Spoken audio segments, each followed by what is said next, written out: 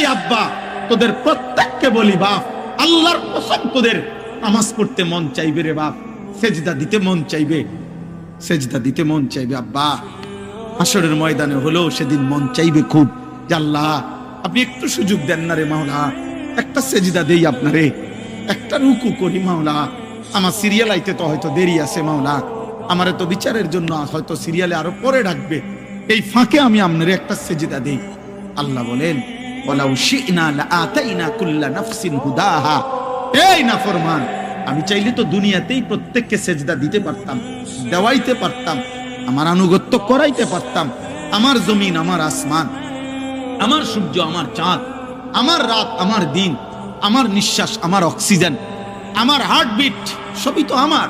আমি চাইলে পারতাম বান্দা, আমি তো বাধ্য করে আনুগত্য নিতে পারতাম, কিন্তু যদি বাধ্য করেই নিতাম তো পুরস্কার দেব কেন? তাইলে আর পুরস্কার দেব কেন? তাইলে আর জান্নাত জাহান্নামের কি দরকার? বিচার আচারের কি দরকার?